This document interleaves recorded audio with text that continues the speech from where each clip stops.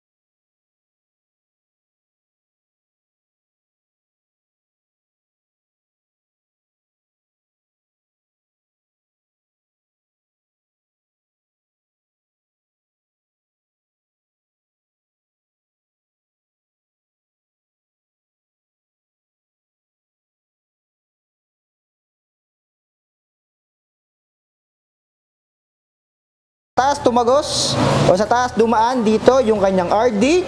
Meron siyang brake caliper dito sa kanyang labas external, and sa kabila wala. Pero meron tong isa na bakante para sa FD. Since naka 1x to, merong nakaabang dyan mga alien. Yung FD nga pala kung maglalagay kayo, patop pull siya. Hindi siya yung down pull. Yung hatak nyo is pataas. Crab top ang nalagay nyo dito. Ilagay natin ng ulam o ng beer. Is may isa dito. Crankset nito, 34 teeth, bakal to. Ito hard plastic na meron tong bakal sa loob. And syempre, square taper pa yan. Yung chain nito, stock lang to, FFC. Yan yung ginagamit na chain sa mga budget na road bike and MTB kadalasan. Ng mga nababike ko sa kanyang chain stay, meron ditong antelope. Sabi ko nga kanina, dumaan dito yung kanyang abdi sa kanyang taas, sa kanyang seat stay. Ito yung kadalasan nakalagay sa mga budget na MTB na road bike. Meron siyang RD guard. Ito bakal, dagdag bigat to. Kaya ang suggestion ko sa inyo is tanggalin nyo na lang to mga alien na dagdag bigat din to pag bumibidal. Abdi naman niya is Sensa MX-8 to. Ayan mga alien. So naka H-speed to. 1, 2, 3, 4, 5, 6, 7, 8. H-speed ang ginamit dito is thread type 13, 28 teeth yung ginamit dito. Yung hubs nito, bakal pa yan. And hindi pa yan, syempre, seal bearing. Bilangan natin yung spokes, 4, 8, 12, 16, 20, 24, 28, 32 ang kanyang spokes.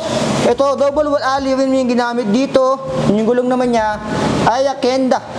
Size niyan, 26 by 1.95 ang alien. Ayan yun. Yan yung gulong niya. Sa likod naman, naka-ISMOT of international standard. Ito yung kanyang hydraulic caliper dito. Si maayos yung ginamit. Hindi pa ito naka-quick release. Ayan. And meron siya ditong freebie na stand. Dito. Seat post naman ito, 27.2, kaso nga lang bakal pa to. Hindi ito naka-quick release, so madamot, hindi pa pero ng seat post. Ito, non-seal bearing and hard plastic na baka sa loob, yung kanyang pedals.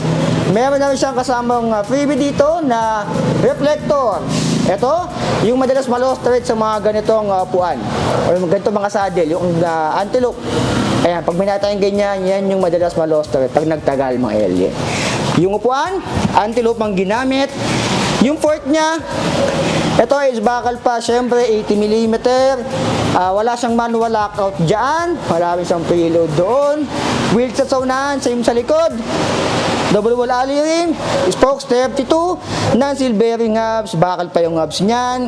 And syempre, hindi rin siya quick release sa kanyang unahan.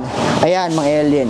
Stem naman niya, 60mm, and yung kanyang headset dito is ball bearing pa yan, or non-seal bearing yan. Handlebar naman niya is bakal pa to. Yung handle grip, wala siyang lock on sa left and right. Wala siyang shifter sa kaliwa dahil ito is naka 1x. Ito yung H-speed. Ayan. Sensa MX-8, HP dito, meron siyang indicator. And yung kanyang brake ay si Mars. So ayan mga alien, alamin natin yung timbang nito ni Antelope. na budget MTB ni Antelope. Okay, timbangan natin si Antelope. 3, 2, 1. Okay. Mabigat talaga siya. 14.621. So, ayan. Yung timbang niya, 14.621 na kilogram si Antelope. Given na yan kasi madami siyang mga bakal-bakal. So, masasabi nyo sa timbang niya, mga alien. Okay, wala pa siyang 15 kilogram si Antelope. So, nanibago ako dito. Madami na akong na-bite check na MTB. Pero ito lang yung nakita ko nag-iisang MTB na dumaan sa kanyang top tube. Yung kanyang abdi. Ayan, budget pa yan mga alien. Medyo maliit lang to. Yung gulong na isa 26er. Ito isa 15 mga alien. And bakal pa yung kanyang fork. Yung kanyang hubs. Siyempre, double wall alloy rim na to. Bakal din yung kanyang handlebar doon. Seat post, bakal din. Ito, dagdag bigat din tong stock pedals niya. So kung naghahanap kayo ng MTB na naka 1x na, pero naka-hydraulic na ng Simmers, isa to sa masasuggest ko sa inyo, si Antelope, ayan, EBR pala, 105.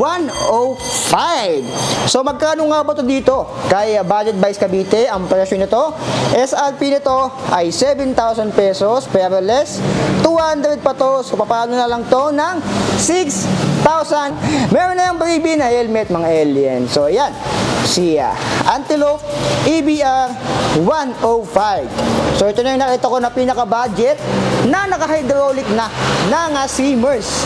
So medyo maliit lang yung size niya. Kung medyo maliit lang kayo, ay saktong-sakto sa inyo to mga alien. Sa mga anak nyo, pwedeng-pwede to. Hydraulic na rin mga alien. So ano masabi nyo dito?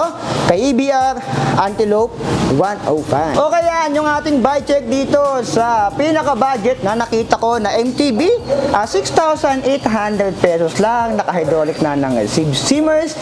And naka 1x siya. Medyo maliit lang yung frame niya, 26er, and yung gulong niya is 26er pala yung gulong, and yung frame niya is 15 lang. So mga pang-small lang to. Siguro pwede to sa mga 5'1 to 5'3 to 5'4 mga alien, no?